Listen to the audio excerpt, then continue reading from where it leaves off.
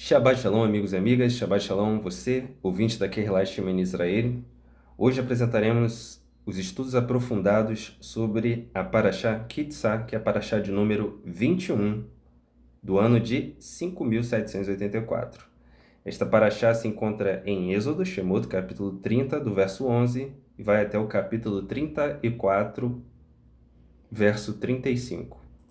Na verdade, iremos repor a apresentação deste estudo, que deveria ter ocorrido na semana passada, mas em função de algumas intercorrências logísticas, técnicas e de saúde, não foi possível transmitir. Mas graças ao Eterno, nos reunimos aqui hoje para dar continuidade à nossa série de estudos das Parashot do ano de 5.784. Mas antes de iniciarmos o nosso estudo de hoje, a Kehillat Shemini Israel gostaria de agradecer os nossos ouvintes brasileiros. Temos ouvintes em todo o mundo, mas os ouvintes brasileiros compreendem a maior parte do nosso público hoje. A gente tem o Distrito Federal com 42%, seguido do Rio de Janeiro. Inclusive, a Kehillat Shemini Israel está estabelecida no Rio de Janeiro. Temos aqui os nossos principais auxiliadores e ajudantes. E em breve, se o Eterno permitir, estaremos fazendo a locação de um local físico para ali celebrar a majestade do Eterno, para ali nos reunirmos e festejarmos os Shabbatot, as festas da Torá e tudo mais que compreende uma vivência comunal, uma vida comunitária, conforme ordena a Torá, porque o Eterno não instituiu uma religião, mas sim um povo, uma cultura. Conforme íamos dizendo, segundo lugar, Rio de Janeiro. Tem também no terceiro lugar o pessoal de São Paulo. Minha família, inclusive, é de lá, parte da minha família, de Itapecerica da Serra. Temos ouvintes também ativos em Minas Gerais, no Paraná, onde, inclusive, eu já morei também em Maringá, lá na Zona 2. Eu estudei no Brasília e Tiberê. Temos o estado de Pernambuco, Amazonas, onde eu também já morei, lá no bairro de São Jorge, perto do quartel. Temos o estado de Goiás, Ceará, Santa Catarina, Pará, Rio Grande do Sul, Maranhão, Rio Grande do Norte e Espírito Santo, onde eu também já morei, lá em Itaoca Pedra. Morava perto de uma pedreira ali famosa da região. Temos ouvintes também ativos na Bahia, de onde a minha família vem, de Salvador, a família Oliveira Santos. Temos ouvintes em Tocantins e, por último, ouvintes em Alagoas. A Kehillat Shemini Israel é muito grata pela sua participação, pela sua audiência, pelo seu carinho, pelo seu cuidado e também pelas suas interações. A gente tem observado dois ouvintes em especial, que é o Lucas Sarium, ou Sayum, pelo que eu pude perceber, Lucas. Seu sobrenome, ele tem origem na Síria. Se eu estiver errado, me desculpe. Pode fazer uma interação aqui no espaço de perguntas da aula. E também temos a Sonie Thiago, que tem acompanhado todos os nossos estudos desde o primeiro. Com esse estudo, nós teremos o 31º estudo no ar. A Sonie já acompanhou todos eles. Se você tiver a oportunidade, acompanhe também, porque são estudos de muita riqueza informativa e com certeza você sairá transformado após ouvi-los. Conforme falamos aqui no início deste estudo, temos também ouvintes em outros países. Numa próxima oportunidade, se o Eterno permitir, também iremos falar desses outros locais onde o Eterno também guarda seus eleitos. Mas deixemos os outros países, esses outros ouvintes e participantes, para uma segunda ocasião, se o Eterno permitir. Dando continuidade ao nosso estudo de hoje, temos o nosso texto base, que se encontra em Shemot, Êxodo, capítulo 32, verso 1, na primeira parte. Mas o povo, vendo que Moshe tardava em descer do monte, reticências. Ou seja, repetindo, mas o povo, vendo que Moshe tardava em descer do monte, reticências, pontinho, pontinho, pontinho. Logo no início desta paraxá, amigos, nós temos uma ação interpretativa do povo a respeito das ações de Moshe. Ou seja, havia uma leitura, uma interpretação acontecendo por parte do povo a respeito das ações de Moshe. Essas interpretações, estas ilações, estas elucubrações se deram quando Moshe estava no monte, recebendo os mandamentos do Eterno, e principalmente durante o transcorrer deste ensino, deste aprendizado de Moshe. Conforme nos diz o texto, estas ações não partem de um indivíduo, mas sim de um contingente, ou seja, de parte da massa do povo que estava ali. A respeito disso, se faz necessário falarmos sobre o efeito de Dunning-Kruger, que é um viés cognitivo que leva pessoas ou grupos que têm pouco conhecimento sobre um assunto a supervalorizar o próprio conhecimento, enquanto os experts no tema subestimam a própria capacidade. Os psicólogos americanos David Alan Dunning e Justin Kruger, em um célebre estudo de 1999, demonstraram que pessoas com baixa habilidade em uma tarefa tendem a superestimar suas competências.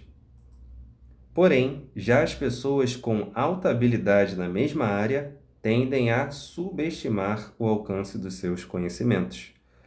Esse viés cognitivo ficou conhecido pelo nome dos autores do estudo como efeito Dunning-Kruger.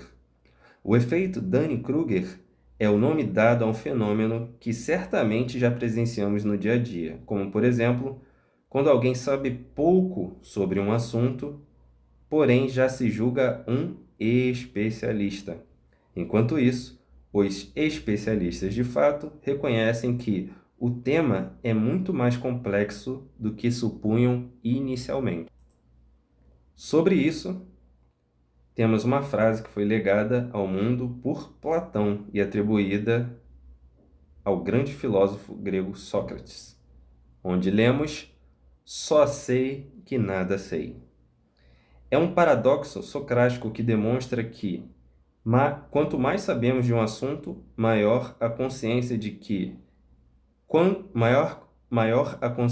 quanto nos falta saber, ou qual o tamanho da nossa ignorância. Ou seja, amigos, e também, para quem viu a série Dark no Netflix, temos uma frase lá que expressa bem esse conceito, onde foi dito: aquilo que sabemos é uma gota, o que desconhecemos, porém, é um oceano. Isso significa dizer que somos completamente ignorantes considerando as múltiplas áreas do conhecimento. E o que pretendemos dizer com múltiplas áreas do conhecimento? Às vezes somos versados em matemática, mas não conhecemos muita coisa de biologia, de história. Às vezes, por outro lado, conhecemos muito de história, mas não sabemos nada de arquitetura, engenharia ou de questões jurídicas. Então, muitas das vezes, o que nós conseguimos observar na sociedade com este fenômeno? Uma pessoa que demonstra determinada proeminência em determinada área do conhecimento, para as grandes massas, passa a ser um referencial de tudo. De repente, certos personagens, certos atores, são credenciados pela sociedade a comentarem sobre qualquer assunto, ainda que eles não tenham um domínio ou um conhecimento mínimo, um conhecimento de causa mínimo sobre a causa. É por isso que, não raramente, vemos diversas pessoas públicas, diversos personagens em evidência na nossa história, tentando estruturar um argumento a respeito de um determinado tema e falhando miseravelmente, falando verdadeiras atrocidades conceituais, atrocidades históricas, matemáticas, físicas. E isso se dá, muitas das vezes, em função deste fenômeno que acabamos de explicar. Por isso que nós, da Kehillat Shemini Israel, sempre procuramos enriquecer qualquer que seja o estudo através de uma abordagem epistemológica do conhecimento. Para quem não sabe ou para quem esqueceu, a descrição desta seara epistemológica é o seguinte: epistemologia é o estudo dos postulados, conclusões e métodos dos diferentes ramos do saber científico, do conhecimento, das teorias e práticas em geral, avaliadas em sua validade cognitiva ou descritas em suas trajetórias evolutivas, seus paradigmas estruturais e suas relações com a sociedade e a história, ou seja, a teoria da ciência. Então, amigos, uma vez reconhecendo que temos diversos déficits, diversas deficiências em diversas áreas do conhecimento, é dever seu, é dever meu, é dever nosso procurarmos entender sobre diversas áreas do conhecimento e concatenarmos, ou seja, refletirmos sobre estes conhecimentos. Senão o que acontece? A pessoa acaba ficando refém de um determinado viés, de uma determinada visão de mundo.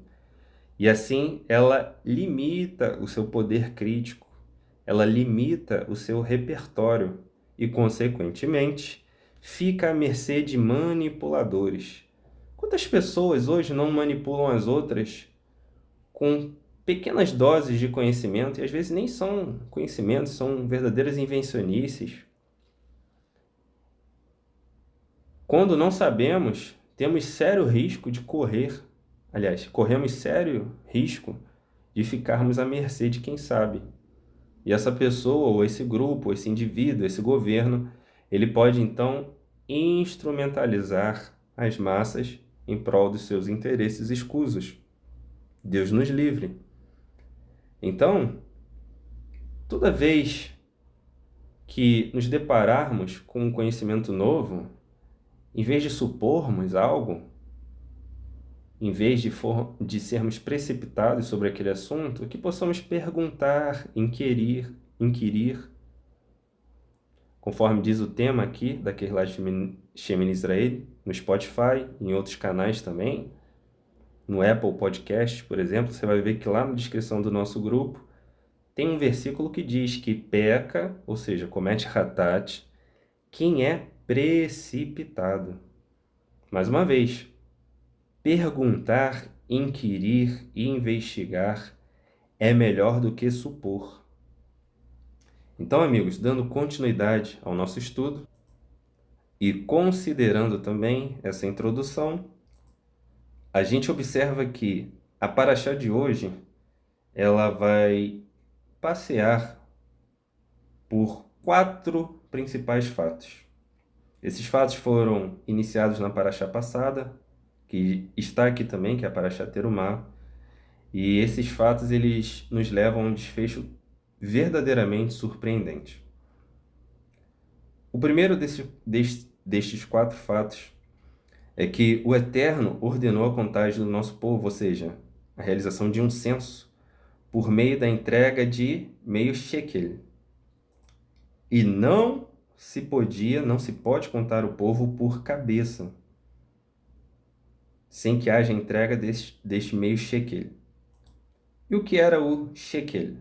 Era um objeto de valor aproximado ao que temos ao valor monetário de hoje, como se fosse de fato uma moeda, e a Torá especifica este valor de meio shekel, não um shekel inteiro. E por que isso, pessoal? Para a gente entender o que significa de fato este meio shekel, nas nossas traduções está como meio ciclo, às vezes meio ciclo de prata ou somente meio ciclo. Para a gente entender a dinâmica, vamos recorrer ao Humash da editora Sefer, a Torá de Moshe. Se você pesquisar no Google, vai ver que é uma edição com uma capa azul e com as letras em prateado, geralmente em prateado. Esse comentário está na página 255 e ele diz assim: sobre a metade de um shekel, ou ciclo. As moedas de prata, ou seja, meio shekel, que cada um pagava, inclusive os Kohanim, ou seja, os sacerdotes, a fim de serem contados, serviam para os gastos da reparação do templo e também para as korbanot, os sacrifícios, e também para o perdão do povo. O prazo do pagamento era do dia 1 ao dia 15 do mês de Adar.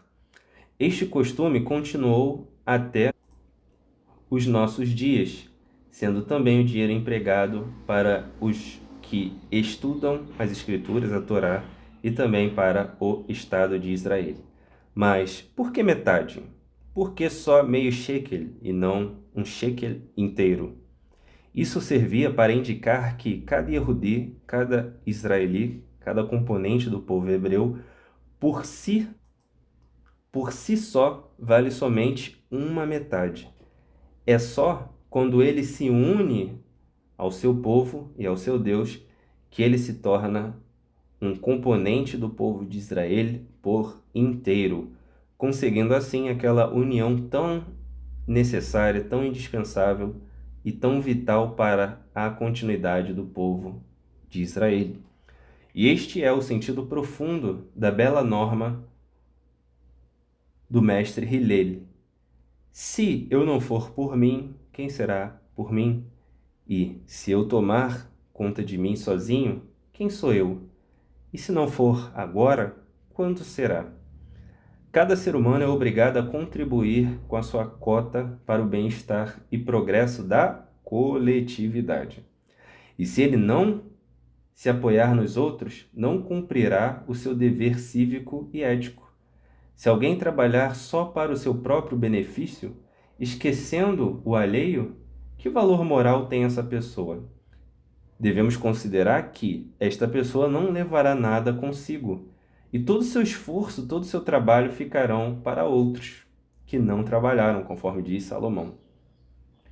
Ninguém deve adiar, portanto, suas obrigações para com seu povo, seu grupo, para com as necessidades do seu ambiente, ou seja, onde fomos plantados. Ninguém deve dizer, mais tarde farei, mais tarde me explicarei, pois talvez já não haja tempo, talvez não haja amanhã, talvez não haja mais tarde. O dia que passou não voltará mais, e o dia que alguém perdeu em dar algo de si não recuperará. Então, amigos, segundo esse comentário, tivemos um breve deslumbre das responsabilidades pessoais de cada membro de Am Israel, do povo de Israel. Portanto, contudo, estas responsabilidades não limitam o labor à existência do eleito, do filho da luz. Um eleito não é justificado pelas suas próprias ações. Que possamos entender, temos nossas responsabilidades, mas o mundo não gira em torno delas. Existe um planejamento executado desde antes da fundação do mundo. O Eterno não espera ninguém nem nada para então agir. Ele criou e ele mantém e ele intencionou através do seu projeto a dinâmica da criação. Ou seja, nada relacionado à existência, nada relacionado ao planejamento do Eterno está subordinado às nossas vontades, à nossa vontade de fazer ou não as coisas. Onde está a correspondência disso nas Escrituras? Está em Yeshayahu, Isaías capítulo 64, verso 6, onde lemos: mas todos nós somos como o imundo, o não kasher, e todas as nossas justiças e retidões como trapo de imundícia, ou seja, com trapos não kasher, contaminados, não puros cerimonialmente. E todos nós murchamos como a folha, e as nossas iniquidades, como um vento, nos arrebatam. Considerando, amigos, esses elementos, sigamos para a segunda questão importante que esta paraxá de hoje traz, sem porém esquecermos esta questão da responsabilidade humana e do seu real alcance.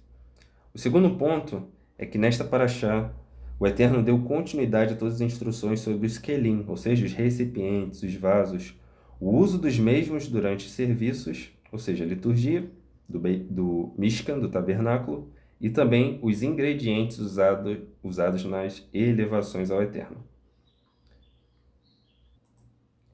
O terceiro ponto é a preparação, é a capacitação divina de Betzalel e Oholiav.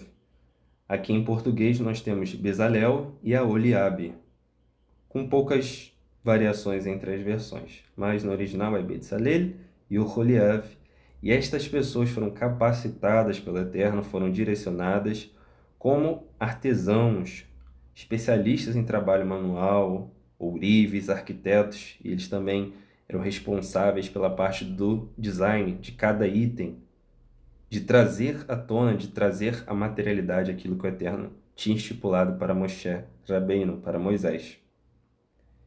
E o quarto ponto importante desta paraxá é que, em sua parte final, o Eterno ele transmite, enfatiza também os rigores e detalhes sobre o cumprimento do Shabat, que é um mandamento, observar o Shabat.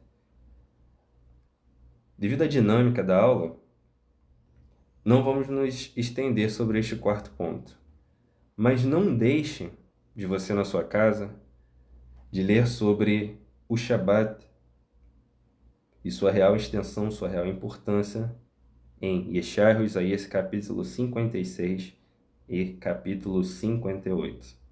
Existem muitos temas e tratados sobre o Shabat, mas para que você tenha uma consciência mínima sobre o tema, não deixe de ler estas referências. Yeshayahu, Isaías capítulo 56 e 58. Continuando, amigos, o nosso estudo, a gente observa que nesta paraxá, Moshe ele sobe ao Har Sinai, ao Monte Sinai, para receber a constituinte divina. Para quê? Para ele mesmo? Não. Para nortear todos aqueles que se tornariam, aliás, um povo e não uma religião. Quando o Eterno ele dimensiona, quando ele escreve, quando ele interage, ele estava formando um povo, uma cultura e não uma religião. É sempre importante enfatizarmos isto, porque todos nós conhecemos os limites, as limitações de uma religião.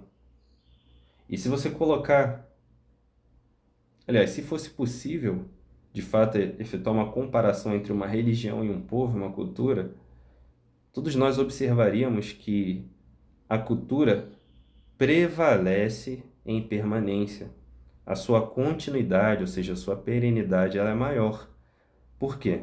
Porque os valores são incutidos no dia a dia dos grupos, das pessoas, das famílias. Ao passo que uma religião, muitas das vezes as pessoas brigam pelo rótulo e não pelo conteúdo. Então, muitas das vezes a religião se materializa em um status quo.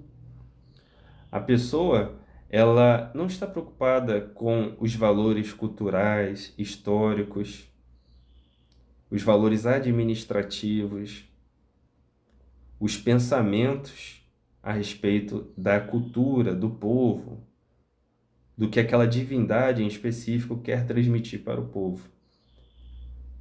Ela está preocupada mais, muitas das vezes, infelizmente, nos aspectos religiosos, que é o que eu tenho que fazer, se eu não fizer, como eu vou pagar, em que grupo eu tenho que estar inserido, que valores eu tenho que carregar para não ser punido, ou para demonstrar algum valor neste meio social. Não.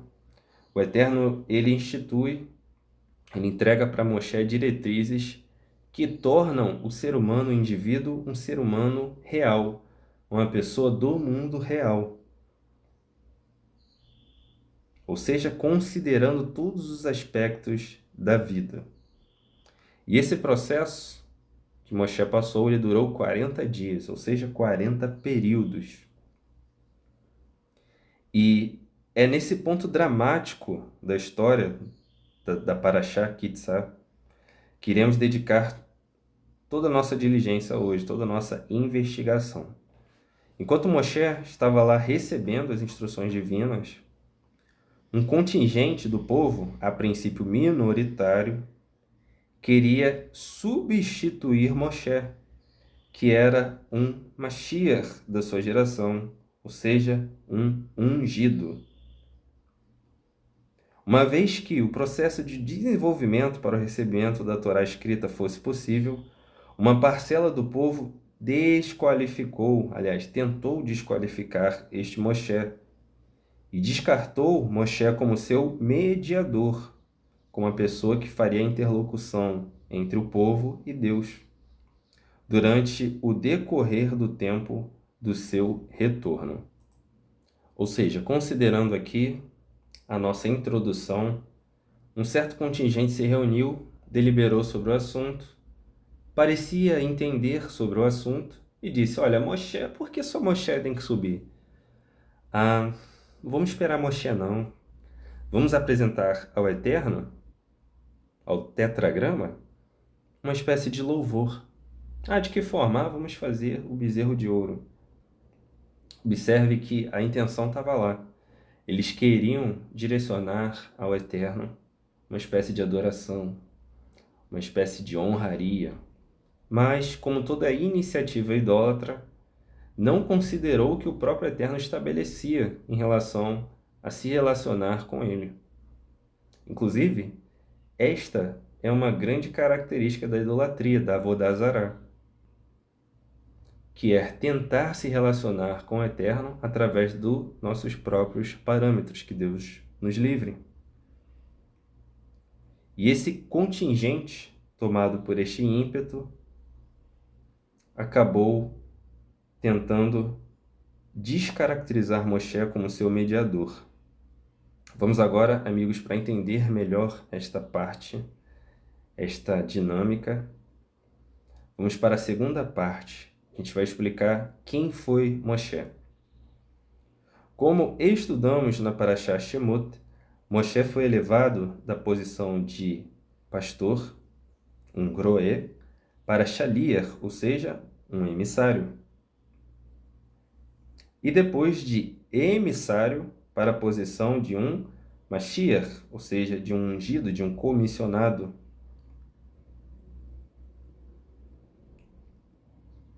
Moshe, ele em si caracteriza, ou seja, ele é um modelo de Mashiach, de ungido, conforme nos diz a Rabbanut. Na literatura, Os Dias do Mashiach, em sua página 102 a 103. Vamos ler estas páginas dessa literatura porque é muito importante a nível de comparação. O título é Moshe e Mashiach, Moshe e o Mashiach. Muitas fontes consideram a redenção do Mitzrayim do Egito como o protótipo da Geulah, ou seja, o que aconteceu no Egito, pessoal, é um protótipo, um prenúncio da Geulah, ou seja, da redenção que vai alcançar os eleitos, os membros do povo de Israel, durante a redenção no futuro. Os eventos que ocorreram no Egito naqueles tempos prefiguram, mostram determinadas dinâmicas de como vai acontecer a Geulah, a redenção no Aharit Hayamim, ou seja, no fim dos dias. Continuando, muitas fontes consideram a redenção do Mitzrayim do Egito como o protótipo da Geulah, baseadas no versículo: como os dias da sua saída da terra do Mitzrayim do Egito, eu mostrarei à nação de Israel coisas maravilhosas. Por exemplo, no Egito, primeiro veio o Redentor, Moshe, e somente depois a Geulah, ou seja, primeiro o Mashiach, a pessoa comissionada, aparece na missão específica de trazer redenção, e depois, somente depois desse fato, se materializa de fato a Geulah, a redenção. Da mesma forma, primeiro, Mashiach nos informará que chegou a hora da redenção, ou seja, da Geulah, mas, porém, ela somente ocorrerá mais tarde. Moshe, a Torá nos conta que ele faz esse anúncio ao povo, que o Eterno ouviu suas orações e que eles seriam libertos. Mas o povo não deu muita atenção porque eles estavam sobrecarregados com a sua carga de trabalho, com as suas tarefas diárias, com as imposições do sistema. Mas, de fato, conforme essa literatura nos conta, primeiro Moshe anunciou a redenção, e somente depois ela ocorreu. Indiferente do ânimo do povo, conforme sempre falamos aqui, o Eterno não está subordinado, não se subordina ao ânimo, às expectativas do povo. Conforme está na Escritura, ele tem um plano, ele tem um projeto e ele executará. Na casa do Faraó. As fontes comparam o primeiro Redentor e o último Redentor, dos quais ambos, por exemplo, passam por estágios de revelação e subsequente ocultação. Na verdade, as duas figuras estão tão entrelaçadas que um Midrash chega... O que é um Midrash, pessoal? A literatura do povo de Israel que procura explicar as profundidades da Torá, das Escrituras, através de parábolas, através de comparações.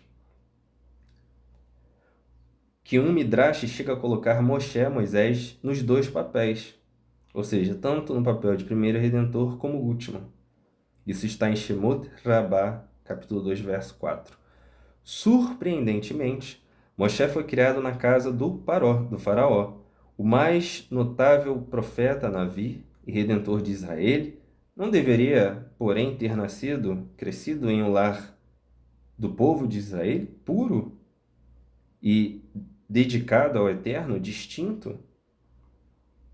Por que ele teve de crescer na casa do Faraó, no centro da Avodazará, ou seja, no centro da impureza, no centro da idolatria egípcia? Responde outro Midrash, outra parábola. A filha do Faraó criou aquele que estava destinado a exigir retribuição do pai dela. Conforme sabemos, a carga de trabalho era demasiado cruel. Apesar de haver determinado nível de infraestrutura para os servos, sabemos que a mão do Faraó era pesada. Assim também continua o Midrash: eu fiz brotar um fogo de dentro de você. Yehezkel, capítulo 28, 18. Significando que um rei messiânico habita em Edom, a nação que ele um dia castigará, como diz o versículo. Ali o bezerro será alimentado e ali se deitará. Esse texto está em Yeshayahu, capítulo 27, verso 10. O Maharal explica longamente este conceito, enfatizando que a santidade, ou seja, a especificidade, a distinção, está encerrado numa kelipá. O que é uma kelipá, pessoal? Uma casca de impureza. Ou seja, o aspecto externo é de impureza, mas dentro habita uma luz infinitamente grande. Continuando, o Maharal explica longamente que este conceito, enfatizando que a santidade, a distinção, a especificação está encerrada numa kelipá, numa casca de impureza, ou seja, uma concha de impureza. Paradoxalmente, esta kelipá habilita a santidade, ou seja, a distinção, a especificidade, a remover o mal do mundo, assim como um fruto amadurece dentro de uma casca protetora, e então a casca é destruída através do crescimento do fruto. Assim, da mesma forma que a mão de Jacó agarrou o calcanhar de Esaú, conforme lemos em Bereshit, Gênesis capítulo 25, 6, Moshe também agarrou o calcanhar do Mitzrayim do Egito, que era o seu ponto de declínio, isto é, do próprio Egito, ele extraiu a força para ao final destruir o país. Da mesma forma, diz o Maharal, o bezerro será alimentado, pois o jovem semelhante ao bezerro, o Mashiach, deve alimentar-se de Edom até ficar espiritualmente forte o bastante para consumir seus galhos. Isso está em Yeshayahu, capítulo 27, verso 10. Negando o seu reino, ou seja, o reino de Edom, e banindo o mal. Então, amigos, conforme lemos, existe esta associação de Moshe, tanto a Geulah, ou seja, a redenção, quanto a figura do Mashiach, do Messias. Lembrando, sempre como fazemos aqui, que Moshe, dentre outros personagens que também foram considerados como Mashiach, ou seja, ungidos, eles são somente um Mashiach. Eles apontam para a existência do Mashiach no artigo definido. Ou seja, eles apontam para a existência de um Mashiach em definitivo.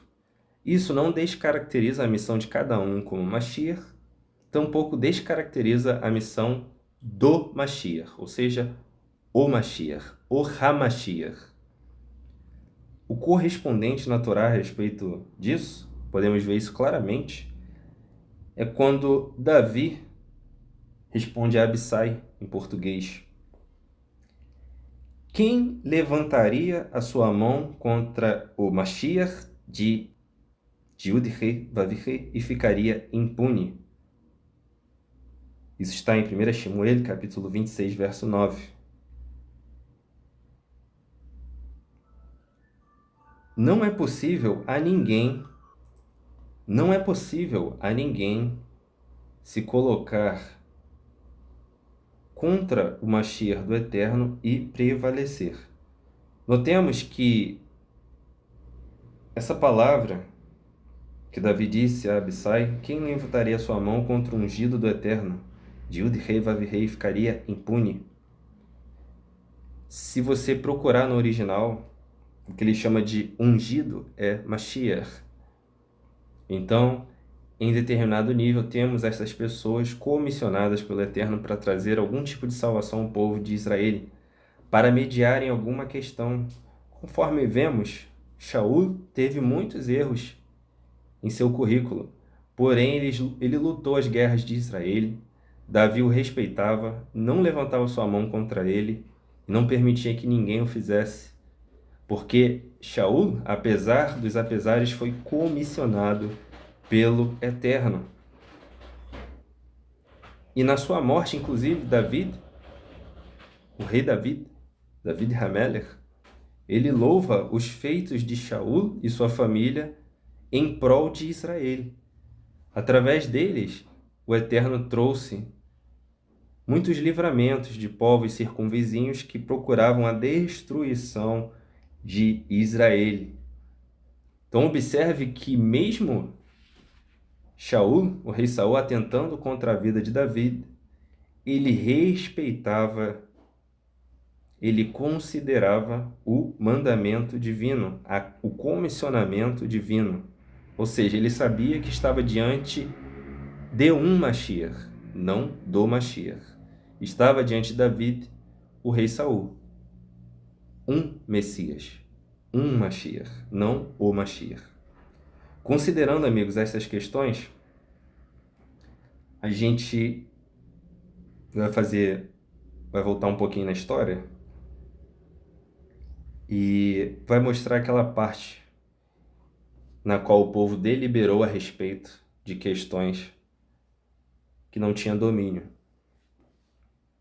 e começou a tentar descaracterizar, a tentar dissuadir o restante do povo a reconhecer a autoridade de Moshe, que foi dada pelo Eterno. Aharon, ou seja, Arão testifica que o Eterno seria, segundo ele. Aliás, Aharon testifica que o Eterno seria, segundo a perspectiva do grupo idólatra, adorado na festa do dia seguinte, como registrado no texto. Inclusive, o tetragrama, conforme falamos aqui antes, é utilizado. Isso está em Êxodo Shemot, capítulo 32, verso 5. Apesar dos dispositivos de acesso ao Eterno, como no caso da entrega dos Shekalim, Moshe era o principal acesso ao Eterno e o grupo idólatra queria um outro acesso ao Eterno que não fosse por meio de Moshe. Eles tentaram, na verdade, serem autônomos neste assunto, neste tema. Sobre este fato, temos alguma correspondência histórica? Sim, temos. Não por acaso, os egípcios adoravam um deus em forma de touro-boi, que era conhecido como deus da fertilidade. Apis era o touro sagrado de Mênfis, considerado um representante de Ptah na terra. Foi associado aos deuses Osíris e Ra, tendo características funerárias e solares, respectivamente. O deus que surgiu desta fusão era nomeado Osor-Rapi, e sua transcrição literal em grego seria Serapis. A referência é Wilkinson, 2003, páginas 170 e 172. A referência está em um artigo acadêmico chamado O Poder Legitimador de Serapis, uma análise da iconografia monetária alexandrina durante o período antonino, página 96 a 192. A pessoa responsável por essa tese, por esse estudo, foi a Caroline Oliva Neiva, e esse estudo foi submetido em junho de 2015 e aceito em junho de 2015. Esta Caroline, ela é mestrada em História Comparada no programa de pós-graduação em História Comparada da Universidade Federal do Rio de Janeiro. Para caso alguém tenha maiores curiosidades sobre o tema, da onde advém certas questões que encontramos no Tanar, ou seja, qual é a fonte, citamos esse artigo para que você possa conferir depois. Continuando, amigos, Moisés era como um machal, ou seja, um símbolo, um arquétipo, um tipo do Mashiach no sentido definido. Moshe, não se submeteu aos critérios e conveniências pessoais do que se corromperam em idolatria, em Avodah Zará. Ou seja, quando Moshe desce, para quem se lembra, ele fica indignado e ele quebra as tábuas. Inclusive, repare, Moshe bateu em determinado momento da sua história na pedra e foi censurado pelo Eterno. O Eterno disse: olha, você não me santificou, não me definiu, não me distinguiu diante do povo, e por isso você não vai entrar na terra prometida. E era uma pedra qualquer a princípio. Mas essas tábuas, segundo o texto, foram escritas pelo próprio Eterno. A grafia era diretamente, sua origem era diretamente das regiões superiores, do Shammai.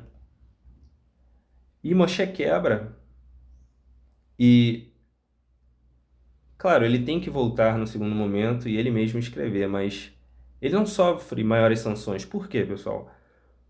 Se ele não agisse rapidamente, a especificação, a santidade, a distinção daqueles mandamentos, vindo de onde vinham, destruiriam rapidamente o povo, testificariam contra eles imediatamente. E em diversos momentos no Tanar, na Torá, nas Escrituras, nós vemos isso. O povo peca, determinada praga desce, e enquanto alguém não toma uma ação enérgica a respeito do assunto, a praga não para. Então Moisés agiu com esta presença de compreensão. De fato, ele entendia sobre o tema e ele destruiu as tábuas antes que fosse tarde. E, continuando o nosso comentário, amigos, acabamos de sinalizar, de dizer que ele não se submeteu a Avodah Zará, a idolatria. Então, aquela questão do Mashiach pessoal, personalizado, à la carte, ela é amplamente criticada, amplamente desencorajada pela Torá. O Mashiach, ele tem um papel específico, ele não pode ser descaracterizado, ele não pode ser esvaziado de sua missão e essência. Moisés não tentou entrar num esforço em comum com o povo para fazer validar aquele esforço de adoração eterna. Não, ele rapidamente desfez o ídolo de ouro, mandou fazer um pó absurdamente fino daquilo e descartar rápido, antes que as proporções daquele ato pecaminoso coletivo alcançassem todo o povo de Israel, todo o povo de Israel. Tamanho é o zelo de um Mashiach em relação às questões do povo. Tal como também Yosef José tinha zelo pela sua família, tal como Shemuel tinha zelo pela sua família, pelas questões do povo, tal como Esdras também tinha um zelo elevadíssimo a respeito da sua terra, do seu povo. Obviamente, esses personagens, devido à sua energia, à sua tenacidade, não são amplamente queridos pelo povo. Conforme lemos alguns comentários da Torá, nos dizem que quando Moisés, morreu, nem todos choraram pelo seu falecimento. Grandes grupos e pessoas, certas panelinhas guardavam ainda forte rancor sobre Moshe. Por quê? Porque Moshe não fez da maneira que eles esperavam. Não foi possível encaixotar Moshe, não foi possível encaixotar a presença divina, a Kavod, a Shekhinah, e determinados perfis, em função desta impossibilidade, se revoltaram contra Moshe. E se revoltavam também em diversos outros pontos. Não choraram a sua morte. A Torá nos conta que quando Aharon morre, o povo chora e pranteia, já Moshe nem todos. Então esta é uma característica de Mashiach. Mashiach tem uma missão específica, não está aqui para agradar a todos. Não está aqui para atender à expectativa de todos, mas sim para cumprir a vontade do Eterno em relação a ele mesmo? Não, em relação ao povo de Israel. Conforme foi dito um dia, eu vim para as ovelhas perdidas da casa de Israel. Então, enfatizando, reiterando o que dissemos anteriormente, o Eterno não tolera quem tenta substituir o Mashiach por qualquer pessoa que seja. Ou seja, por qualquer pessoa que o Eterno não qualificou como Mashiach. Moshe não tolerou ser considerado ou chamado como um personagem Elil, ou seja, idólatra. Moshe não quis. O Eterno desenhou no projeto de Moshe, da essência do personagem de Moshe, que ele jamais seria contado como um Elil, um idólatra. Por quê? Porque o grupo idólatra daquele período não queria o acesso ao Eterno por meio do mediador Moshe, do Mashiach Moshe. Não quiseram acesso ao Eterno por meio de quem era o mais elevado na obediência ao Eterno. Eles queriam, na verdade, comida, bebida, sexo, dentre outras coisas. A diversão, citada no texto da Torá, o divertimento, aponta para orgias. Você pode conferir isso no comentário da Torá Rashi, na página 398. Se eu não me engano, esse comentário ele é da editora Mayanot. Rashi, mais uma vez, nos traz luz sobre o que a Torá quer dizer com diversão neste contexto. Então, amigos, toda pessoa que tenta descaracterizar a essência de um Mashiach, ou até mesmo do Mashiach, de maneira qualificada, se você investigar, se você escavar, você acha. Você começa a achar determinados setores na vida dessa pessoa completamente carcomidos, completamente podres. Seja ele num dos aspectos que falamos, ou seja, de avodazará, idolatria, de perversidade, de psicotrópicos, pessoas viciadas em drogas, ou orgias, ou até mesmo pessoas que, conforme mencionamos aqui no começo do estudo, pessoas submetidas a este ímpeto, esse efeito de Dunning-Kruger, onde a pessoa tenta falar sobre aquilo que não tem domínio. Ela estudou 2% do assunto e considera que tem conhecimentos acima de 100%. Descaracteriza as pessoas que de fato conhecem o assunto. Você pode ver isso amplamente hoje nas redes sociais. De repente, um comentarista aleatório, uma pessoa que trabalha, um exemplo como, não sei, professor de música, se acha estranhamente capacitada e apta a falar sobre assuntos de engenharia, em assuntos geofísicos, em assuntos da astronomia, por exemplo, é muito recorrente em nossos dias. E de repente, o especialista é ninguém, e ele é alguém extremamente relevante naquele grupo, naquela comunidade na internet. Deus nos livre, que possamos respeitar a autoridade que o Eterno delegou a determinados elementos. O Eterno ele nos dá a capacidade de avaliarmos de maneira crítica se alguém possui de fato domínio sobre o tema, de fato conhecimentos específicos e gerais sobre aquele tema. O problema é que muitos povos, muitas nações, muitos grupos estão condicionados a aceitarem a primeiríssima informação que recebem, sem nenhum critério, sem nenhuma avaliação. Isso caracteriza uma coisa, um fenômeno que também chamamos hoje de a era da pós-verdade. O que caracteriza a verdade hoje em dia? O que está na internet. O que fulano, ciclano, beltrano falou. Fulano quem? Ciclano, beltrano quem? Não importa, ele falou, está na internet, então deve ser verdade. Muitas pessoas, Deus nos livre, agem assim. Não possuem o senso crítico a respeito dos mais variados temas.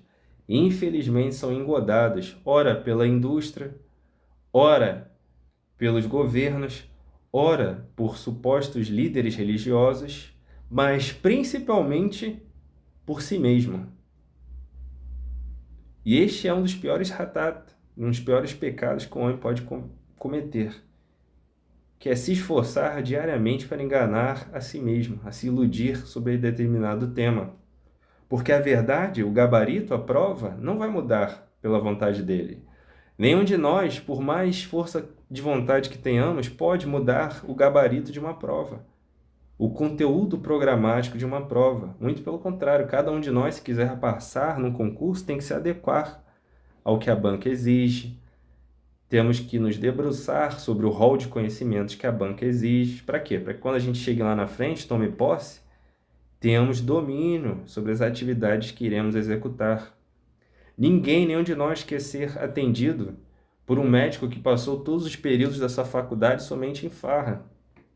Muito pelo contrário, nós pretendemos ser atendidos por aquele profissional diligente, que de fato estudou, que de fato tem domínio sobre o que sabe. Isso em qualquer setor da vida.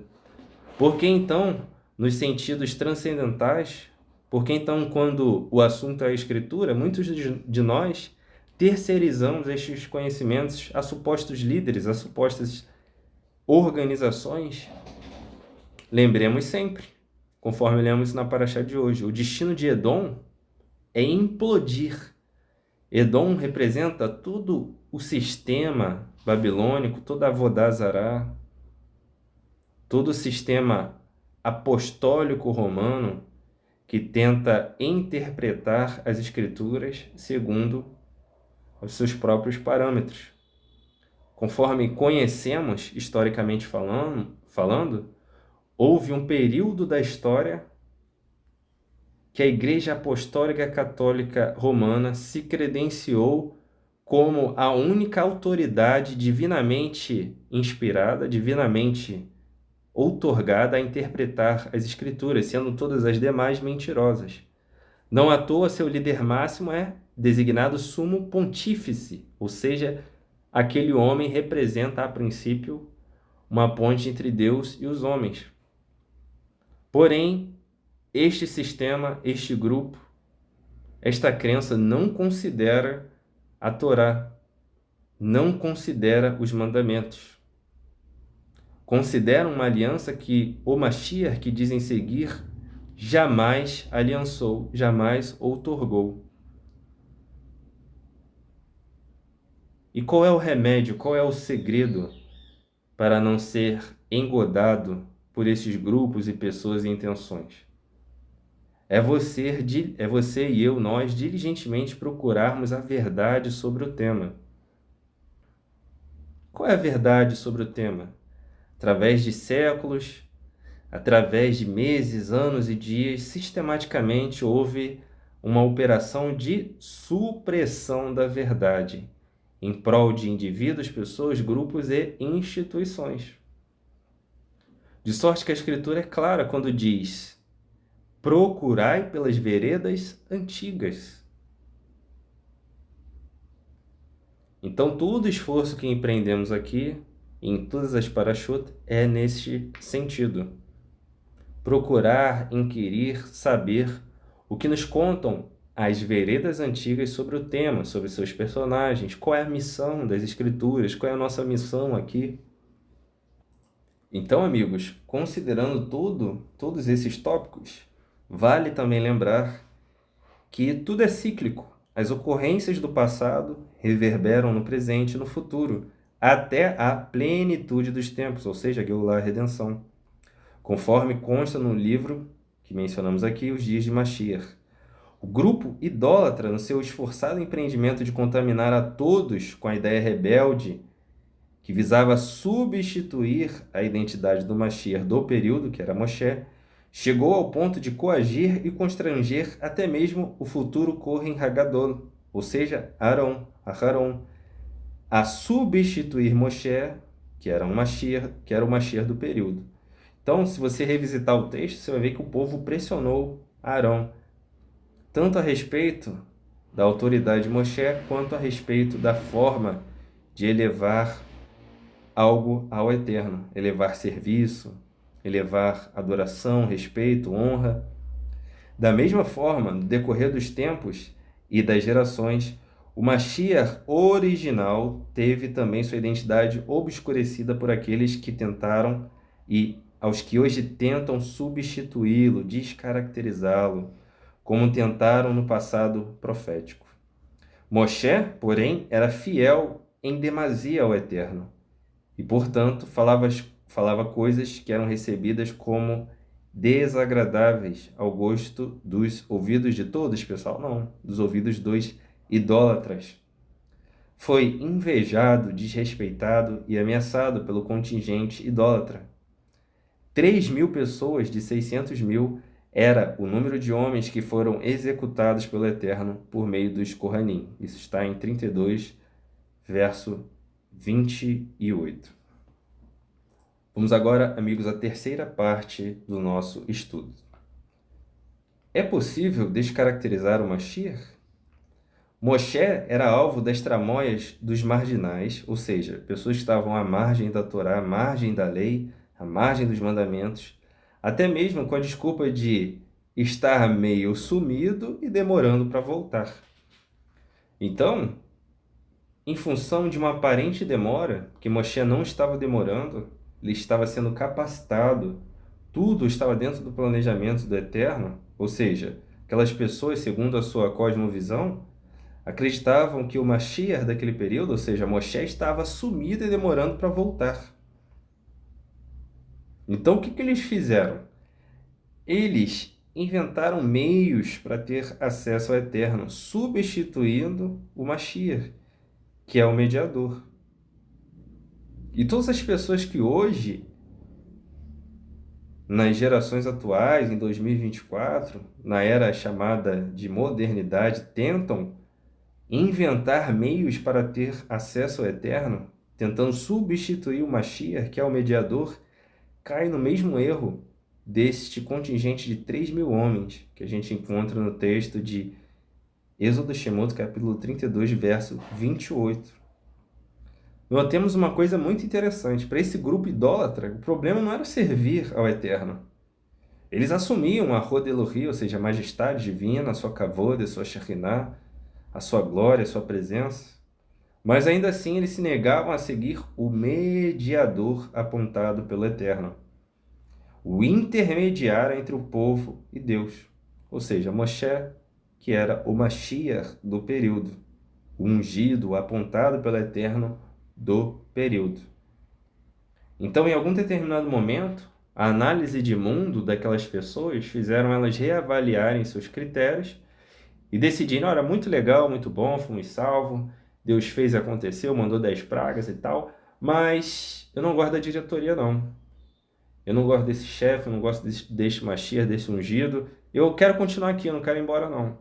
Mas nesse formato eu não fico, e de fato não ficaram, porque o Eterno os exterminou.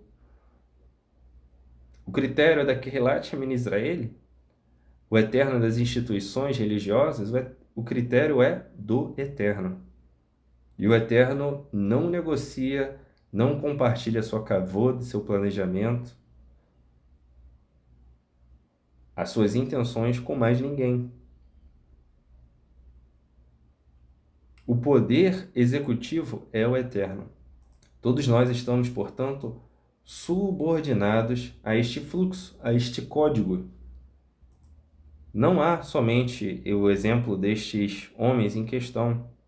Há também Datã, Coré e Abirão,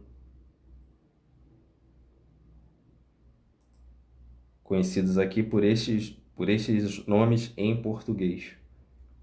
também tentaram da mesma forma dissuadir o povo, dissuadir suas famílias, em detrimento do planejamento do Eterno. Ou seja, eles tentaram descaracterizar a pessoa, o indivíduo, o grupo, a família apontada pelo Eterno para guiarem o povo naquele período. Todos nós conhecemos o destino dessas pessoas e de grande parte das suas famílias e de seus amigos. E das pessoas também que os ouviram. Ah, mas eu fui ensinado pelo judaísmo, eu fui ensinado por diversos rabinos que esse papo de mediador, que esse papo de intermediário não existe. Nós é que temos que correr atrás do prejuízo. Verdade, nós que temos que correr atrás do prejuízo. Notícia para vocês: não conseguiremos, não conseguimos. O dever é de fato correr atrás do prejuízo, mas sem a presença de uma pessoa, de um ser apontado pelo Eterno para segurar o tranco de determinados erros nossos, já teríamos perecido há muito tempo. Há diversas correspondências no Tanar, nas Escrituras, a respeito disso. Mas uma das principais está em 1 Reis, ou seja, Melachim Aleph, capítulo 11, verso 12, onde o Eterno diz a Salomão, a Shlomo HaMelech: porém, unicamente por amor a Davi, teu pai, não o farei enquanto viveres, eu o tirarei da mão do teu filho. Então o Eterno ele traz algumas reprimendas, diz para Salomão que certas consequências dos seus erros o alcançarão, porém outras não. Por quê? Shlomo HaMelech tinha méritos? Não. Pela história, pelo comissionamento do seu pai David, que foi um Mashiach, ao qual o Eterno havia feito muitas promessas. Então, no final das contas, o Eterno estava tão somente zelando pelas promessas feitas ao seu pai David. E ele enfatiza: não o farei enquanto viveres, unicamente por amor a Davi, teu pai. E isso, amigos, conforme visualizamos, o mais agravante é que tudo isso que ocorreu no passado, ele é repetido de maneira cíclica no presente e no futuro. Diz Arabanut, ou seja, a opinião dos sábios, tanto no Talmud quanto na Hassidut, conforme a gente leu aqui nos dias do Mashiach, que Moshe, que era um Mashiach do período, não se tornou refém da pressão social do povo, dos modismos, das tendências sociais, das diversas teologias sobre o assunto. Ele seguiu sua missão. Hoje nós temos um cenário onde muitas pessoas dizem: ah, mas estão fazendo isso, o cara de chapéu, o cara de barba falou. A moda agora é tal coisa, vamos fazer igual a fulano, a Bertrano.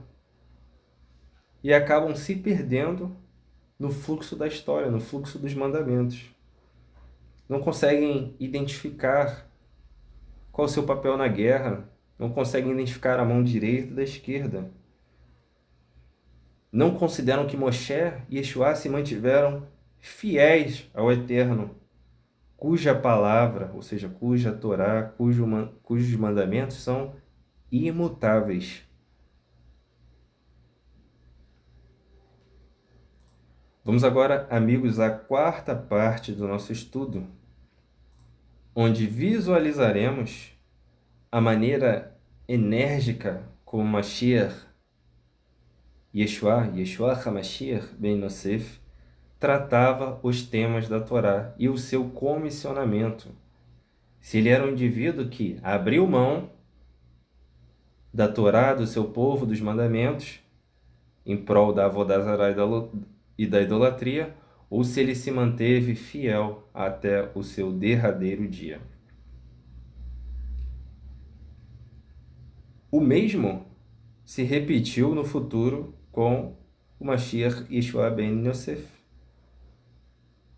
E ele foi severo com quem ensinava o afastamento da Torá, conforme lemos em Matitiahu, Mateus capítulo 5, 17. Não penseis que vim destruir a lei, a Torá, e os profetas. Eu não vim para anular, mas para cumprir. Com toda certeza afirmo que, até que os céus e a terra passem, nem um yud, ou seja, o traço mínimo, o traço do alfabeto hebraico de menor tamanho, ele se omitirá da lei até que tudo se cumpra. Qualquer, pois, que violar um destes menores mandamentos e assim ensinar aos homens será chamado menor no reino dos céus, ou seja, no Malhut Hashamayim. Aquele, porém, que os cumprir e ensinar será chamado grande no reino dos céus, no Malhut Hashamayim. Porquanto vos digo que se a vossa justiça, a vossa integridade, a vossa retidão não exceder a dos escribas e fariseus, de modo nenhum entrareis no Malhut Hashamayim, no reino dos céus. Ele está falando mal, amigos, dos fariseus, dos escribas? Não. Ele está falando para você assim, ó, eles têm um nível de justiça. Procura saber qual é e ultrapasse. Ultrapasse, para que você não fique preso a aspectos legalistas em relação aos mandamentos. Há alguns outros textos onde o Mashiach fala, ó, eles se assentam, os fariseus, na cadeira de Moshe. Fazei tudo o que eles dizem. Quer um referencial? Procura o fariseu. Imagina você encontrar o Mashiach e ele falar isso para você. Porém, ele vai te advertir, vírgula. Quando você for, porém, executar, não faça como eles fazem. Como que eles fazem? Somente para serem vistos pelos homens. Eles não consideram o valor intrínseco do que eles estão ensinando. Mas você quer um referencial? Pode falar com eles. E a gente tem a mania, né? Ficou convencionada a mania de chamar alguém de fariseu para tentar diminuir a pessoa, descaracterizar. E a grande verdade é que, para chegar ao nível de um fariseu dos bons, tem que se comer muito arroz e feijão. E depois de comer muito arroz e feijão, conforme diz o Mashiach, tem que passar para carne, para outros alimentos. Porque temos que ultrapassá-los em observância. Tamanho era o zelo do Mashiach pela Torá. Olha, eu tenho um referencial aqui, pessoal, na minha época, de grande zelo pela Torá. Você que está em 2024, se prepara para ultrapassá-los. Senão você não vai ver o Malhut Hashamayim. Mateus, capítulo 5, verso 29. Se o teu olho direito te levar a pecar, cometer hatat, ou seja, erro contra a Torá, contra os mandamentos, arranca-o e o lança-o fora de ti. Pois te é mais proveitoso perder um dos teus membros do que todo o teu corpo ser lançado no inferno, no Guerrinom, no local de penitência. Se o teu olho direito te leva a pecar, arranca-o e lança-o fora de ti. Pois te é mais proveitoso perder um dos teus membros do que todo o teu corpo e ser lançado no Guerrinom, no inferno. E se tua mão direita te fizer pecar, corta e atira para longe de ti. Pois é melhor do que um dos teus membros se perder, é melhor que um dos teus membros se perca do que todo o teu corpo seja lançado no inferno.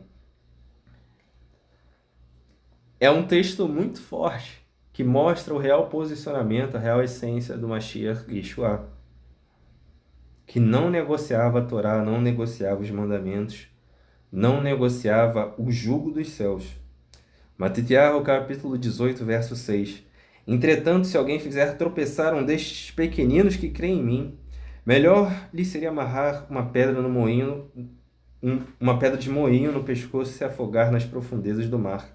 Ai do mundo por causa das suas ciladas.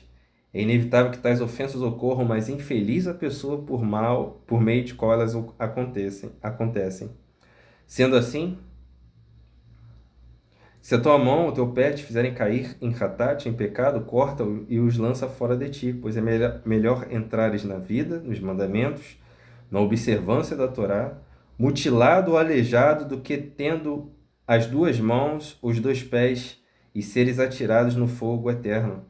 Se um dos teus olhos te faz pecar, arranca e lança fora de ti, pois é melhor entrares na vida, nos mandamentos, na Torá, na vida comunitária, no povo de Israel, na cultura de Israel, com um só olho, do que tendo os dois seres lançados no fogo do Guerrinom do inferno. Matitiyahu, capítulo 7, Mateus 7, 21. Nem todo aquele que diz a mim, Adon, Adon, Senhor, Senhor, entrará no Malhut Hashamayim, no reino dos céus, mas somente aqueles que fazem a vontade do meu Pai, que está nos céus. Muitos dirão a mim naquele dia: Adon, Adon, Senhor, Senhor, não temos nós profetizado em teu nome? Em teu nome não expulsamos Shedim, seres danificadores, demônios? E em teu nome não realizamos muitos milagres? Então lhes declararei: nunca os... O que, pessoal? Nunca os conheci. Eu não tenho afinidade, eu não conheço. Essa pessoa não sabe nada sobre mim. Aquele que me negar diante do Pai, aquele que me negar diante dos homens, eu o negarei diante do Pai. Negar como? Descaracterizando o Mashiach. Falando, não, ele não é Yehudi, ele não é do povo de Israel. Ele é o que eu quiser que ele seja. Ele não veio para as ovelhas perdidas da casa de Israel. Não, esse Jesus que cumpre Torá, esse Yeshua, eu não quero não. Esse eu não conheço. Eu conheço o que está na maioria dos centros religiosos. Não fez uma pesquisa histórica, não sabe o que é um essênio, um fariseu, um saduceu, um publicano. Não conhece sobre a dinastia herodiana. Não sabe quem foi Pilatos, historicamente falando, se ele de fato tentou salvar o Mashiach, ou se isso é lorota. Não conhece a história de Yohanan Hamatvil.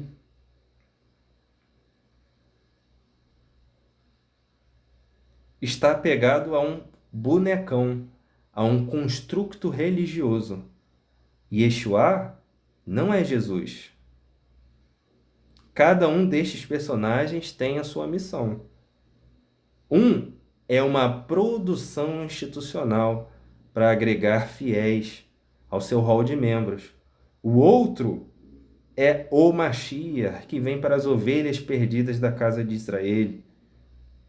É uma questão sanguínea, então somente os atrelados ao povo de Israel de forma sanguínea, de forma hereditária, estão vinculados ao Malhut Hashamai? De maneira nenhuma. Nem todos os de Israel são israelitas, mas aqueles que cumprem a vontade de Deus, ou seja, seus mandamentos. Este é Am Israel. Mais uma vez, não se esqueça de dar uma conferida em Yeshayahu, Isaías capítulo 56 e 58, para entender melhor essa questão. Muitas pessoas se diminuem. Ah, mas eu não faço parte da casa de Judá. Ah, mas eu não tenho a certificação X ou YZ, então não posso servir ao Eterno dentro de uma perspectiva judaica. E de repente, o Eterno para essa pessoa vira um documento, um certificado. Onde está o certificado de Abraham, de Jó? Onde estava o certificado de Yaakov, de Jacó? O certificado dessas pessoas estava no seu dia a dia, na sua comunhão com o Eterno. Para algumas pessoas, estas palavras podem ser muito duras, mas nada como a verdade para abrir os nossos olhos. Poxa, eu realmente sei muito pouco, quase nada sobre esse tema, eu vou correr atrás. Eu vou descobrir a verdade sobre esse tema. Eu não vou ser mais manipulado, instrumentalizado por pessoas que às vezes sabem menos do que eu sobre o tema. Isso acontece, pessoal, e acontece muito por aí. A pessoa, às vezes, a liderança, um grupo tem determinado dom retórico, mas não estuda, não sabe nada e consegue enganar a muitos. Haz Shalom, que o Eterno nos livre. Continuando, amigos. São por estes motivos centrais que gradativamente as Bessorot Tovot, ou seja, as boas novas, foram sendo deturpadas nas nações, ocultando a verdadeira face do Mashiach Yeshua ben Yosef, que nada tem a ver com os líderes das nações, que são indefinidamente pacíficos, paz e amor, que não consideram a questão nacional, que não estudam as escrituras para ver se de fato o Mashiach ordenou que dessemos a outra face, para que de fato fôssemos lenientes com os nossos inimigos.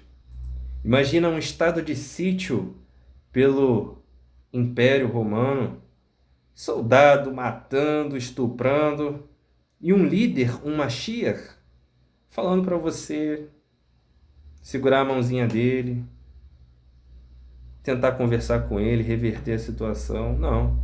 O que tendes a fazer, faze-o depressa. Isso o Mashiach falou para um dos seus.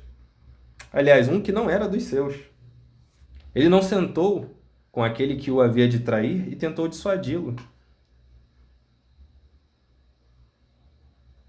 Entretanto, mesmo dentre o contingente romano, haviam eleitos, pessoas que procuravam o Mashiach, e ele os atendia.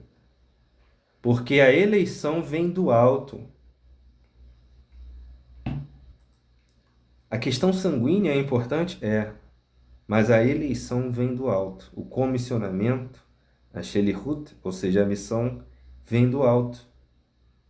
O Mashiach considerava cada aspecto desse. Há um comentário sobre aquela famosa passagem, né? César, o que é de César, e a Deus, o que é de Deus.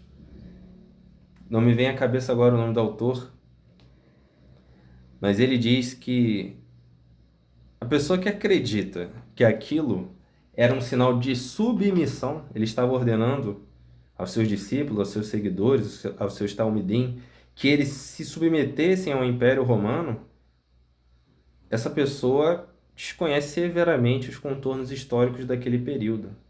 Dá a César o que é de César, ou seja, a morte, a destruição, a guerra, devolva tudo isso para ele, e a Deus o que é de Deus.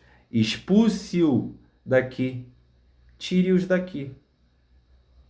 Essa era uma agenda clara no coração de todo Yehudi do primeiro século, de toda pessoa do povo de Israel do primeiro século. Toda pessoa, é claro, que não havia fechado com o inimigo, apresentaria resistência. Entretanto, vamos agora, amigos, para a conclusão, onde iremos explicar a dinâmica desta situação que acabamos de trazer aqui sobre o Mashiach. Quando o povo peca, o Eterno diz a Moshe: Moshe, esquece essa rapaziada aí, vamos fazer o seguinte, de você eu vou fazer uma nova nação. Ó, vou estar cumprindo aqui o meu acordo com os patriarcas, porque você é descendência deles. Eu faço minha parte, você faz a sua, fechou? Então, Moshe foi submetido não a um teste no sentido do Eterno para Moshe, mas de Moshe para Moshe, de Moshe para o povo. Qual era o compromisso daquele Mashiach, daquele período, em relação ao povo? Ele foi submetido a esta proposta. Poxa, começar do zero, que bom, né? Poxa, eu mesmo vou doutrinar esse povo no caminho e tal, a minha descendência, não sei o quê. Nada disso. Moshe disse: olha, Eterno, as pessoas vão caçoar de ti, do teu nome, da tua promessa. Se tu não perdoar esse povo, risca o meu nome do teu livro. Porque a minha missão, o meu comissionamento, a minha Shelihut é essa daqui. É estar com este povo até o fim, conforme é dito sobre o Mashiach Yeshua. E estando com eles, amou-os até o fim. Ninguém se perdeu, somente o filho da perdição, para que se cumprisse a Torá, a vontade do Eterno. E o Mashiach Yeshua também foi submetido, conforme sabemos, a um teste semelhante. Imagina você sendo comissionado como o Mashiach, o portão de Techuvá de gerações e gerações para frente. Porque ele é a porta, ninguém chega ao Pai senão por ele. E esta tensão, esta prova do Mashiach para o Mashiach e do Mashiach para o mundo, se deu quando foram capturá-lo. Foram capturá-lo. Kefa, Pedro, corta a orelha de uma das pessoas que estavam ali para pegá-lo. Ele diz assim: Kefa, Pedro, você não sabe que eu poderia rogar ao Pai e uma miríade de malachim, de anjos, poderia livrar não somente a mim, mas a Israel? de todo o mal, mas a obra não era do Mashiach. Ele se manteve fiel ao programa do Eterno, ao código.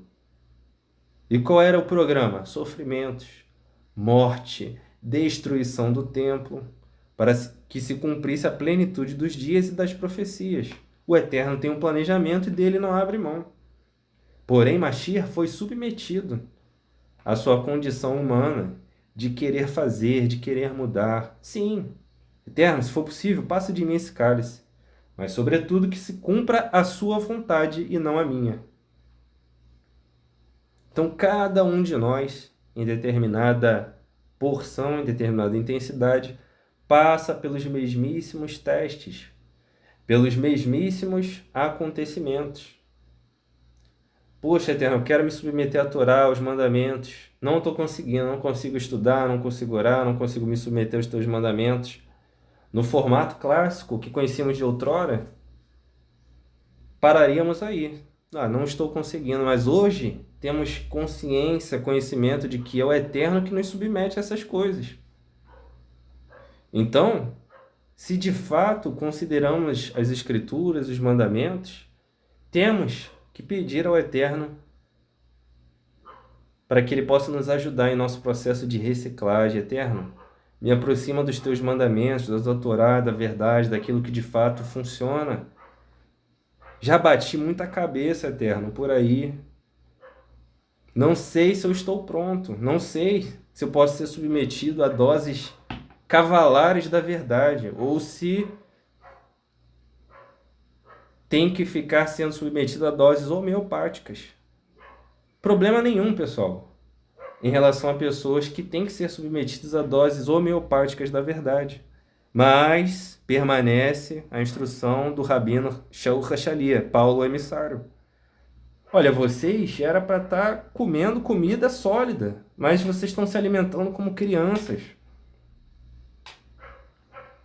Por enquanto, se abstenham da comida sacrificada aos ídolos, de carne não kasher, de comida não kasher, e de relações sexuais ilícitas. E as demais coisas, quando eu estiver com vocês, eu explico.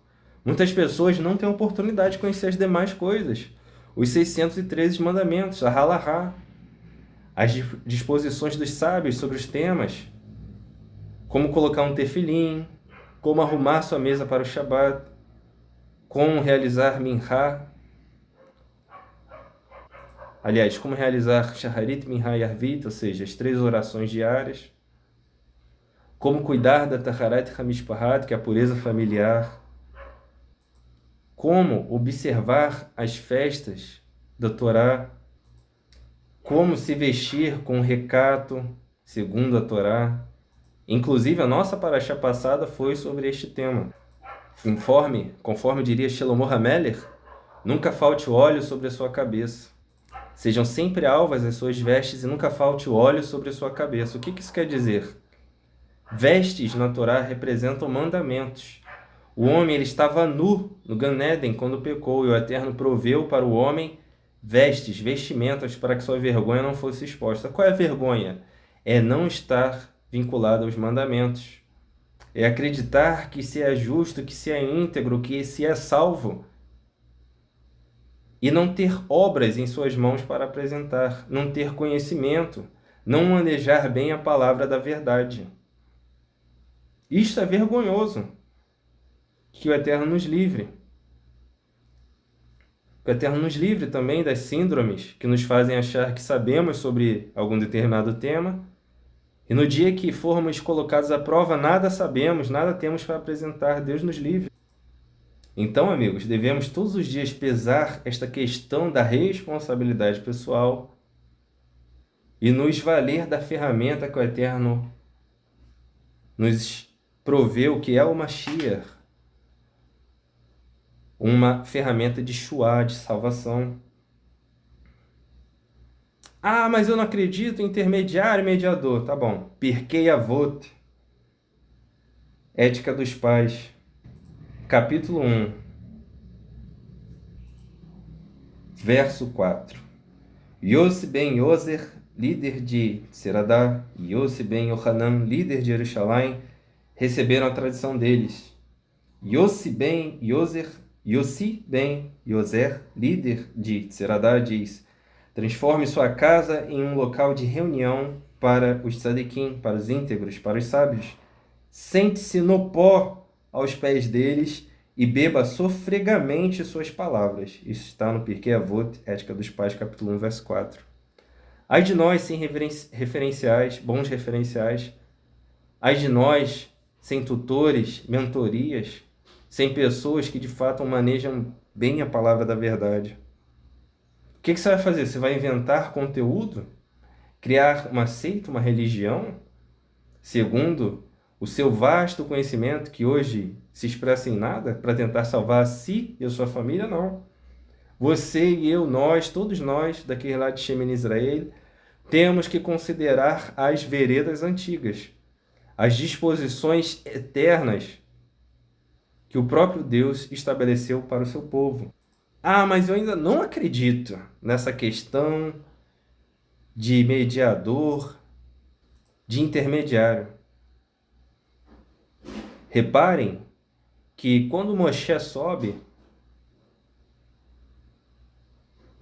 e o povo comete o hatat, o pecado do ídolo de ouro, do bezerro de ouro, o Eterno manda ele subir. E lá ele escreve novamente, aliás, ele escreve agora os mandamentos e desce. E a coisa anda. A pergunta que fica é: o povo mudou? O Eterno mudou? O que aconteceu nessa nova subida de Moshe? A mudança foi em Moshe. Ou seja, uma mudança no Mashiach, no ungido daquele período, um trabalho do Mashiach daquele período, encorajou o povo a seguir em frente. Colocou os trens nos trilhos novamente. Não foi uma ação do povo ou do seu irmão Arão, o Kohen. Foi uma ação de Moshe. Ou seja, nessa equação, a única coisa que mudou foi Moshe. Foi uma ação de Moshe, inspirada, escrita, projetada pelo próprio Eterno, que trouxe novos patamares, novas realidades ao povo. Não somente nessa segunda subida de Moshe, em relação às tábuas, mas em diversos momentos. Certos embates, certas questões só andavam quando caíam na mão do Mashiach do período. E ele reconhecia o peso disso. Ele falou: olha, quem me dera se todo o povo lá fora estivesse profetizando. Quem me dera se todo Israel profetizasse. Então, além de uma grandíssima carga que Moshe carregou pelo povo, ele reconhecia a necessidade, os alcances, os limites da sua atuação e também do povo. O povo é o povo. O Mashiach é o Mashiach. O Eterno é imutável, seus mandamentos também. A alma que pecar, esta morrerá. Um grande esforço é empreendido nos nossos dias atuais para descaracterizar a Torá, para descaracterizar o Mashiach, para descaracterizar os mandamentos. Vencerá aquele que passar pelo portão estreito, aquele que não sucumbir às largas opções do portão largo, às largas interpretações. Nesse caso, no aspecto negativo. Tem pessoa que vai ampliar a Torá no sentido benéfico, vai trazer conhecimentos da própria Torá. Tem outras pessoas que vão ampliar a Torá, aliás, tentar ampliar a Torá ao seu alcance, com suas próprias concepções, suas próprias visões de mundo, vão tentar conciliar a Torá com filosofia, com xamanismo, com bruxaria, com maçonaria, com evangeliquez, com cristianismos, do ponto de vista histórico, o adequado é cristianismos, no plural, não cristianismo. Vão tentar conciliar a Torá com religiões de matriz africana. Problema nenhum, pessoal. Todas as pessoas são resguardadas pela Constituição a acreditarem no que quiserem. Agora, você já viu uma pessoa da torcida organizada do Vasco, por exemplo, tentar sentar no meio da torcida organizada do Flamengo? Isso não acontece. Determinados espaços têm limites para que você possa respeitar a opção, a predileção dos outros. Todo o mundo hoje se serve da Torá, das Escrituras, mas ninguém, é impressionante, quer respeitar suas raízes, suas delimitações, suas características, suas peculiaridades. Cada qual quer interpretar da maneira que lhe convém.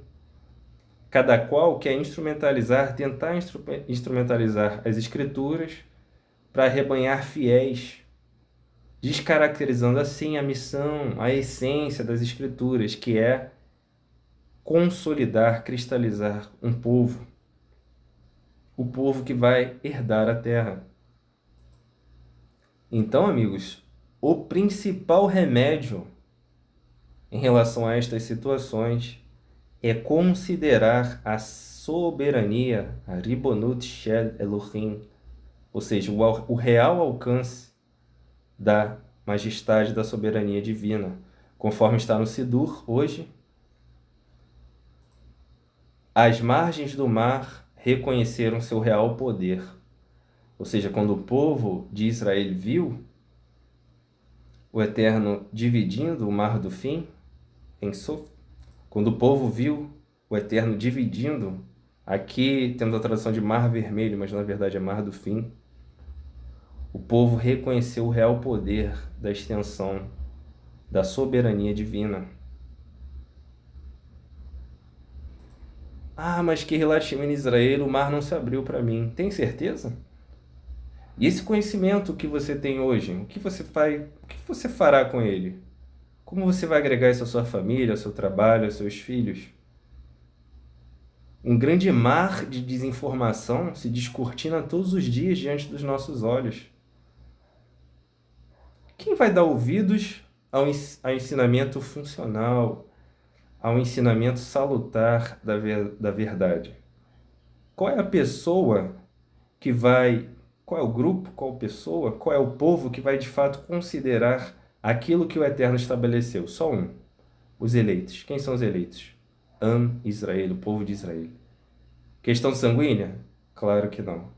Todos aqueles que recebem do alto o comissionamento do Eterno e cumprem os mandamentos do Eterno.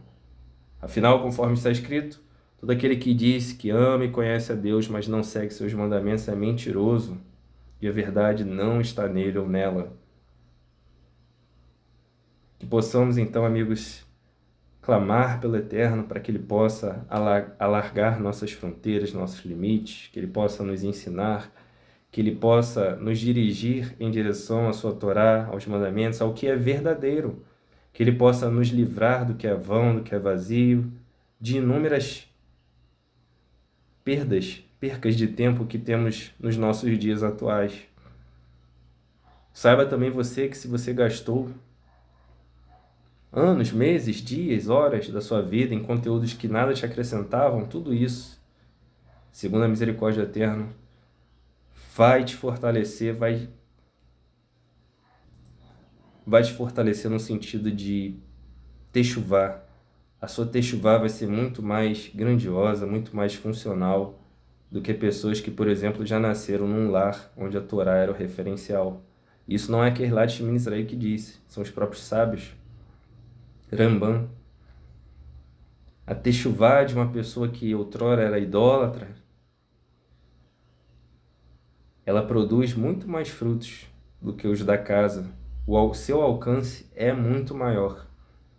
Que o Eterno possa alcançar cada um dos seus eleitos nas nações, que você também possa ser livre de maus casamentos, más amizades, de maus empregos, que o Eterno possa conduzir os seus pequeninos, as ovelhas perdidas da casa de Israel, na Galut, no exílio, em direção ao seu Mashiach, em direção à Torá, em direção aos mandamentos. Considere, onde quer que você esteja, você pode empreender estudos sobre a Torá, você pode encorajar sua família e através destes pequenos núcleos, a cultura da Torá, o povo de Israel vai se mantendo como tem se mantido vivo através dos séculos. Porque é o Eterno que aviva a obra dele através de todas as gerações. É o Eterno que encoraja, que cria grupos.